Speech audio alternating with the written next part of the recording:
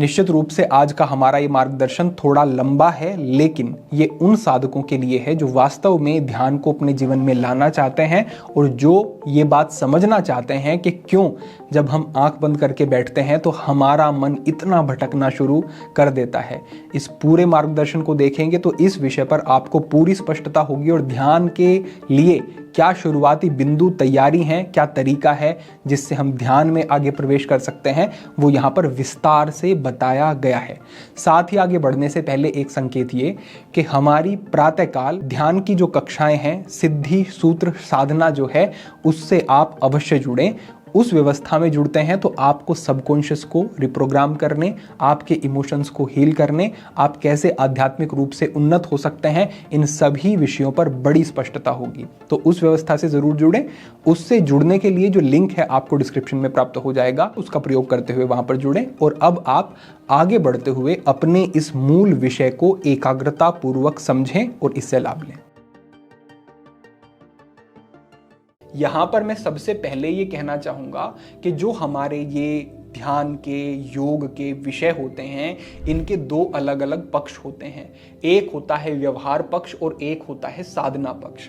अक्सर व्यक्ति करता ये है कि वो अपनी साधना की तरफ तो ध्यान देता है, वो ध्यान का प्रयास भी करने लगता है, वो समय भी देने लगता है, योगिक अभ्यास भी करने लगता है, लेकिन वो व्यवहार पक्ष की तरफ ध्यान नहीं देता है। व्यवहार पक्ष क्या है?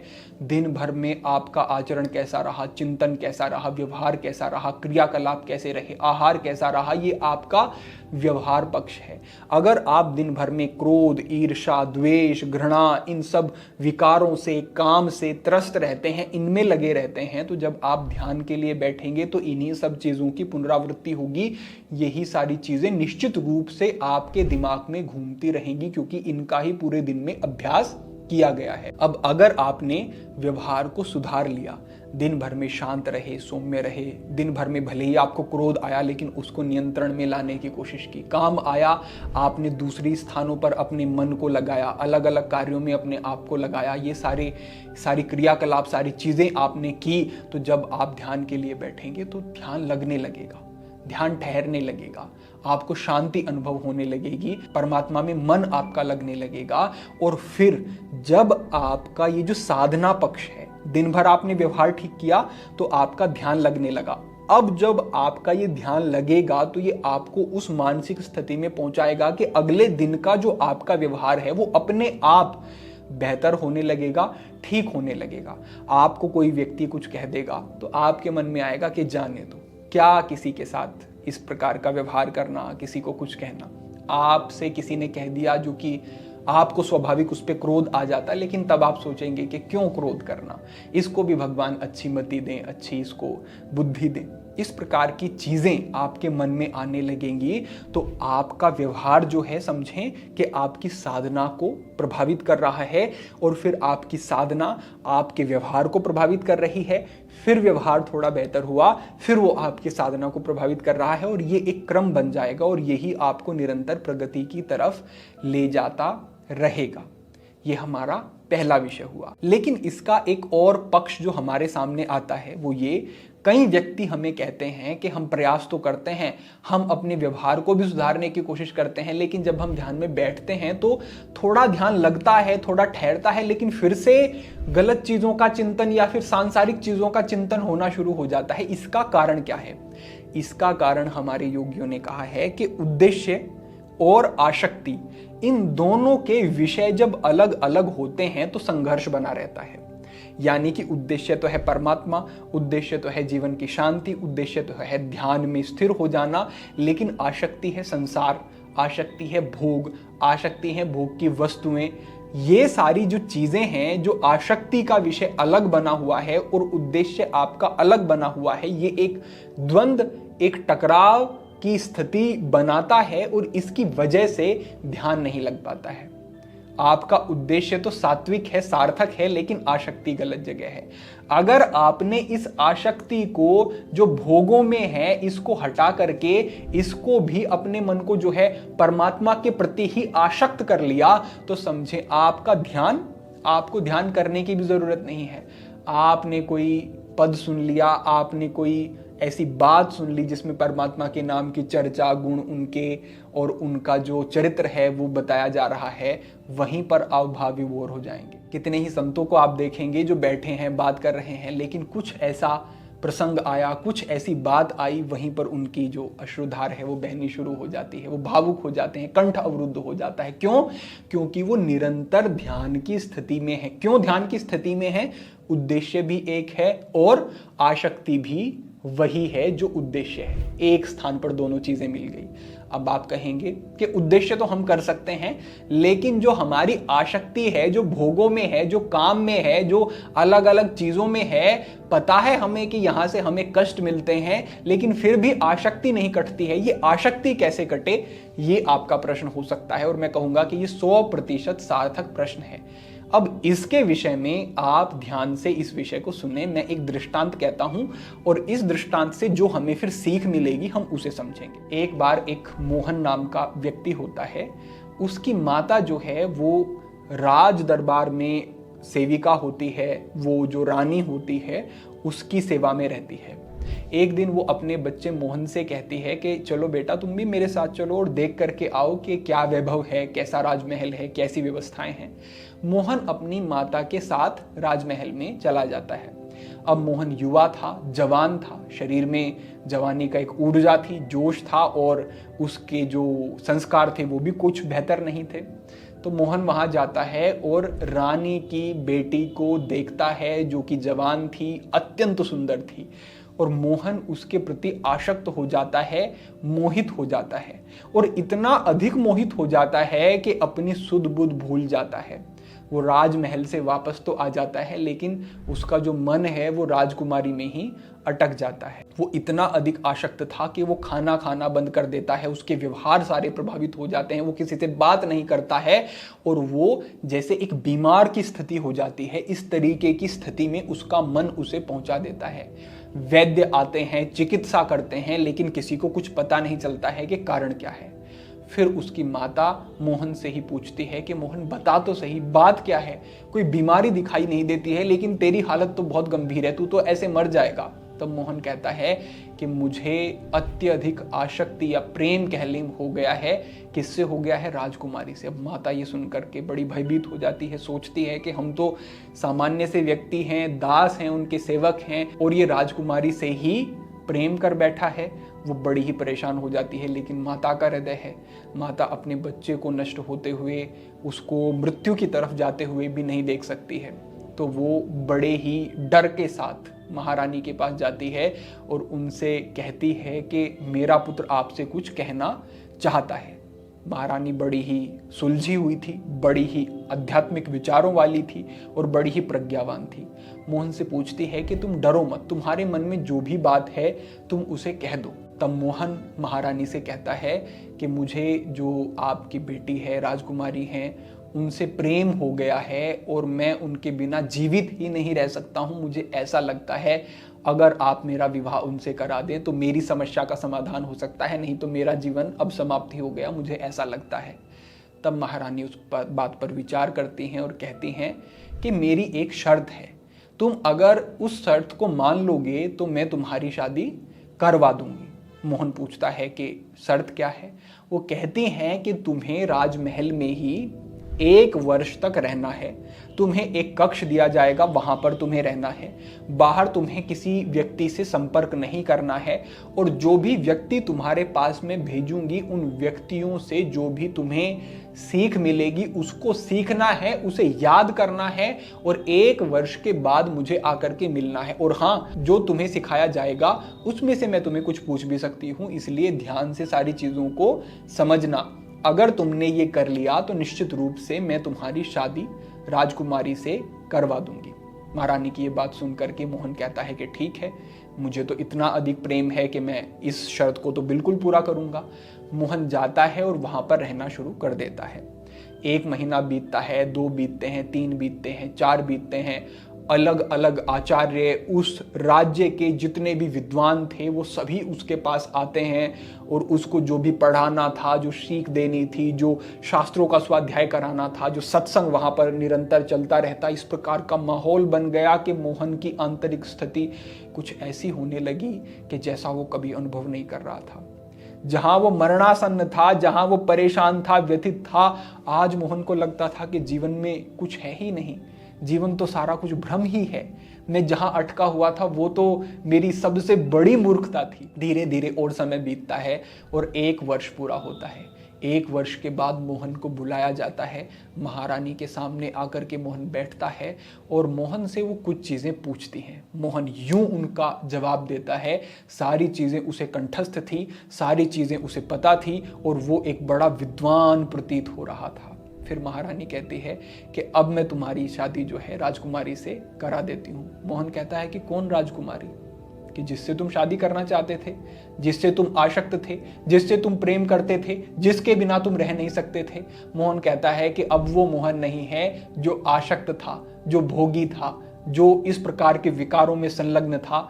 अब मेरा जीवन बदल चुका है और मुझे ये वास्तविकता पता चल चुकी है कि जो भी हमारे मोह हैं, आसक्ति हैं, वो हमारा भ्रम ही होता है और ये आसक्ति ही हमें पतन की तरफ लेकर के जाती है। जीवन में जो स्वाभाविक आता है, प्रभु के संकेतानुसार आता है, वो ठीक, लेकिन जहां भी हम आसक्ति रूप में अपना जुड़ाव करते हैं, वो आसक्ति कष्ट का कारण ही हमारे लिए बनती है। और अब मुझे कोई मोह नहीं है, वास्तव में वो प्रेम था भी नहीं, वो तो मोह ही था, क्योंकि अत्यधिक सुंदर थी राजकुमारी। उनको देख करके मेरा मन उनके प्रति आसक्त हो गया, भोगासक्त हो गया और इसी वजह से मेरी वो स्थिति थी। अब मेरा मोह, भोग, भ्रम सभी कुछ समाप्त हो गया है। अब मुझे ये विवाह नहीं करना है। ये सुनकर के महारानी प्रसन्न होती हैं और उन्हें जो अपेक्षा थी कि जो होने वाला है, जो उन्होंने पहले ही देख लिया था कि इसका जो भ्रम है अगर ये नष्ट हो जाए, मोह नष्ट हो जाए, अज्ञान नष्ट हो जाए, तो ये व्यक्ति ठीक हो सकता है।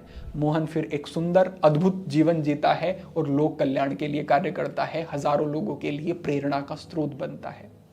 इस कहानी से हमने क्या सीखा, इस पे अगर हम थोड़ा सा ध्यान दे लें तो हमें बहुत सारी चीजें स्पष्ट हो जाएंगी। यहाँ पे जो सबसे पहली बात है वो ये है कि महारानी ने एकदम से मोहन को दबाव नहीं दिया कि तुम ये गलत सोच रहे हो, तुम ये गलत कर रहे हो, तुम्हारा ये मोह है, तुम्हारा ये भ्रम है, ये गलत है। ये सारी चीजें नहीं की। महारानी ने उसे एक प्रोसेस में डाला, उसे समय दिया। 1 वर्ष का समय लगा उसमें और तब जाकर के उसकी बुद्धि स्थिर हुई। तो आपको यहाँ पे पहली प्रेरणा लेनी है कि जो हम कई बार सोचते हैं कि बस हम आज ही ध्यान में स्थिर हो जाएं, आज ही हमारी जो भी अस्थिरता है मन की, जो अलग अलग जगह पर मन हमारा जा रहा है, हमें भटका रहा है, वो आज ही रुक जाए, ऐसा हो नहीं सकता। मोहन का भ्रम नष्ट होने में 1 वर्ष का समय लगा और एक प्रोसेस को निरंतर उसने फॉलो किया, तब जाकर के वो उस स्थिति में पहुंचा। इसी तरीके से हर एक साधक को चाहिए कि वो भी जो एक प्रोसेस है, जो एक विधान है, उसको फॉलो करे। धीरे धीरे चीजों में बदलाव होगा, तब तक वो धैर्य रखे। ये पहली सीख है। दूसरी चीज है संगति। मोहन को बाहरी लोगों से, सभी प्रकार की गलत वृत्तियों से काट करके एक अलग स्थान पर रखा गया और उसका संग जिन व्यक्तियों के साथ हुआ वो आचार्य थे, वो योगी थे, वो तपस्वी थे, वो ऋषि थे, वो विद्वान थे और उनके संग के कारण ही, उनके ओरे में जाने के कारण ही उसका मन बदलना शुरू हो गया। अन्यथा ज्ञान तो हो जाता है लेकिन हृदय परिवर्तित नहीं होता है। हमने कितने लोगों को देखा है जो कि ज्ञानी तो बड़े हैं लेकिन मन के विकार तो ज्यों के त्यों रहे और अहंकार आ गया ऊपर से कि मैं बहुत बड़ा विद्वान हूं। लेकिन जब संतों के सानिध्य में आप जाते हैं तो धीरे धीरे आपका हृदय परिवर्तित होता है और आप स्वाभाविक ही चीजों से कटने शुरू होते हैं। दबाव से नहीं, किसी प्रेशर में आकर के नहीं, बलपूर्वक नहीं, स्वाभाविक कटने शुरू हो जाते हैं। वही वास्तविक स्थिति होती है। ये हमारी दूसरी सीख है कि साधक को चाहिए कि वो गलत प्रकार के व्यक्तियों का संग छोड़ करके संगति को बेहतर करे, ऐसे लोगों का संग करे जिससे कि उसकी सात्विकता और पुष्ट हो और वो गलत चीजों से कटे। तब उसका ध्यान निश्चित रूप से पुष्ट होगा और उसकी बुद्धि शुद्ध होगी। तीसरे स्थान पर आप यहां समझें कि ज्ञान मोहन ने निरंतर ज्ञानार्जन किया, क्योंकि महारानी ने उनसे ये भी कहा था कि 1 वर्ष के बाद जो भी सीखोगे उसमें से परीक्षा भी हो सकती है। तो मोहन कर क्या रहा था कि वो ज्यादा बारीकी से एक एक चीज को कोशिश कर रहा था कि याद रखूं। शुरू में तो वो इसलिए याद कर रहा था कि कहीं मैं परीक्षा में सफल नहीं हुआ तो मेरा विवाह नहीं कराया जाएगा, लेकिन फिर उसकी रुचि हो गई, फिर उसकी इच्छा हो गई, फिर उसका उस विषय से लगाव हो गया और वो एक विद्वान हो गया। तो ज्ञान क्या है? ज्ञान आपके भाव का आधार है। अगर भाव तो है, अगर आपकी इच्छा तो है कि ध्यान करूं, अगर आपकी इच्छा तो है कि परमात्मा में मन को लगाऊं, लेकिन आपको विधि विधान का नहीं पता है, तरीके का नहीं पता है, नियमों का नहीं पता है, प्रणाली का नहीं पता है, भगवान ने स्वयं क्या कहा है उस विषय का नहीं पता है, तो आपके जो भाव हैं वो पुष्ट नहीं हो पाएंगे, क्योंकि आपको ज्ञान नहीं है। आप भटक जाएंगे। कोई भी व्यवधान बीच में पड़ेगा तो आपके पास उस व्यवधान का समाधान नहीं है, आप भटक जाएंगे। मोहन ने ज्ञानार्जन किया, इसीलिए उसे स्पष्टता हो गई। तो ज्ञान क्या है? भाव का आधार है। तो आपको कभी भी ये नहीं सोचना है कि मुझे केवल ध्यान करना है, नहीं, आपको ध्यान तो करना है, लेकिन उस ध्यान तक ले जाने वाला जो सेतु है, जो पुल है, वो क्या है? वो ज्ञान रूपी पुल है, ज्ञान रूपी सेतु है, उसका निर्माण करना है और तब ध्यान तक आपको पहुंचना है। ये हमारी इसमें आगे की सीख हुई। यहां पर हमारी जो चौथे स्थान पर सीख है वो है धैर्य। मोहन को 1 वर्ष का समय लगा, तो आपको अपेक्षा ये नहीं करनी है कि मेरा काम जो है 1 महीने में बन जाए। इस दृष्टांत में तो आप देखेंगे कि इतनी सुंदर व्यवस्था है, आपके पास तो इतनी सुंदर व्यवस्था भी नहीं है, ऐसे विद्वानों का संग भी नहीं है, इतना समय भी नहीं होगा, तो आपको तो और अधिक समय लग सकता है। लेकिन फिर भी आप ये समझें कि जो ये प्रोसेस होता है इसमें भी आनंद होता है। 1 महीना पहले आप अलग स्थिति में थे, आज आप अलग स्थिति में हो। भले ही आप आज जिस स्थिति में हो वो कोई श्रेष्ठ स्थिति नहीं है, वो कोई बेहतर स्थिति नहीं है बहुत, लेकिन कल से तो आप बेहतर हो, ये देखना है और आपको संतुष्ट रहना है। तो आपको धैर्य रखना है, समय चाहे जितना भी लगे, लेकिन मेरा उद्देश्य भी तो बड़ा है। मुझे मन को शांत करना है, मन पर अंकुश लगाता है। जो मन कितने ही लोगों के जीवन को नष्ट कर रहा है, नरक बना रहा है, और पूरे इस जीवन के उद्देश्य को ही खत्म करके पशुवत जीवन व्यक्ति को जीने के लिए जो मन विवश कर देता है, उस मन पर मैं अंकुश लगा रहा हूं। कितना बड़ा उद्देश्य है।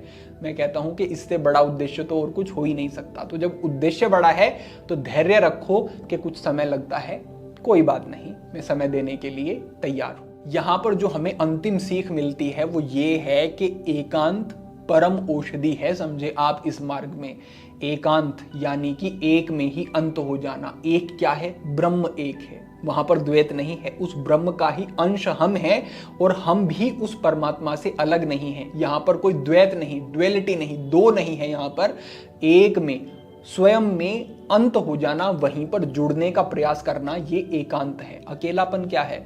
जब हम भोगों का, विषयों का चिंतन करते हैं, हमें दूसरे व्यक्ति चाहिए, अलग अलग प्रकार की स्थितियां चाहिए, लेकिन हम फंसे हुए हैं जहां हमें ये सारी चीजें नहीं मिल रही हैं, ये अकेलापन है। एकांत क्या है? हमने चुनाव किया है उसका। हम उस समय पर अपने ऊपर ध्यान दे रहे हैं, स्वाध्याय कर रहे हैं, उस समय का सदुपयोग करने का प्रयास कर रहे हैं, स्वयं से जुड़ रहे हैं, सार्थकता से पूरे समय का प्रयोग कर रहे हैं। ये एकांत है, अकेलापन नहीं है। इस समय का जो सदुपयोग है जब व्यक्ति करता है तो ये उसको बड़ी ही तेजी से प्रगति देता है। मैं ये नहीं कहूंगा कि पूरा दिन आप अकेले रह जाएंगे, आप अपने सभी कार्य करें, सब कुछ करें, लेकिन कम से कम 1 घंटा तो ऐसा निकालें जहां अपने ऊपर ध्यान दें, अपने विषय में सोचें, हम क्या हैं ये सोचें, हमारा उद्देश्य क्या है ये सोचें, हमने जीवन में क्या अब तक किया है और जो हमने किया है उससे हमें क्या मिला है, कम से कम ये तो सोचें। आपको इतना करने से ही बड़ी स्पष्टता हो जाएगी और आपको लगेगा कि ये चीज़ें व्यर्थ हैं और ये सब कष्टप्रद हैं, इन्होंने मुझे भटकाया ही है, और ये चीज़ें हैं जो कि साधक हैं, जिन्होंने मेरे जीवन को बदला है, उनकी तरफ फिर आप ध्यान देंगे। लेकिन अगर स्वयं से ही नहीं जुड़ रहे हैं तो कुछ पता ही नहीं चलेगा। तो एकांत बड़ी ही अद्भुत चीज़ है। एकांत ने मोहन के लिए कार्य किया और ये आपके लिए भी कार्य करेगा। तो साधक को एकांत का महत्व भी समझना चाहिए। बस इतनी ही सीख अगर हम इस दृष्टांत से ले लेते हैं तो जो हमने आपको शुरुआत में बताया था कि हमारा उद्देश्य अलग है, और हमारी आसक्ति अलग है। तो जो हमारी आसक्ति है संसार में, भोगों में, जैसे मोहन की थी, वो इस ज्ञान के माध्यम से और इस पूरी व्यवस्था के माध्यम से क्या हो जाएगी, जो हमारा उद्देश्य है उससे एक हो जाएगी। फिर उद्देश्य भी एक और हमारी आसक्ति भी एक, फिर कोई द्वंद्व नहीं। आप बैठेंगे और ध्यान लगेगा, आप मन को ठहराने के लिए थोड़ा सा प्रयास करेंगे, मन ठहरना शुरू हो जाएगा। अब इस मार्गदर्शन के अंत में मैं एक और चीज जोड़ता हूं, जो कि हमारे जो इससे आगे का मार्गदर्शन होगा उसका आधार है, वो ये है दिनचर्या। जैसे मोहन ने एक फिक्स रूटीन को फॉलो किया है, निरंतर फॉलो किया और तब उसे वो रिजल्ट आए, इसी तरीके से एक ध्यान के अभ्यास में लगे हुए व्यक्ति का भी एक निश्चित रूटीन होना चाहिए। कुछ आदतें ऐसी उसे पकड़नी होंगी जिनका वो रोज में उन चीजों को फॉलो कर रहा है, तब आपको रिजल्ट मिल सकेंगे। अपेक्षा है ये सरलता से जो हमने चीजें आपको बताने का प्रयास किया, ये आपको समझ आई होंगी और इनका प्रयोग करके आप लाभ भी निश्चित रूप से लेंगे। तो इस कक्षा में आपके लिए यही मार्गदर्शन था। भविष्य में आगामी विषयों पर मार्गदर्शन होता रहेगा। सभी के लिए प्रार्थना, सभी के लिए मंगल कामना। ओम नमः शिवाय।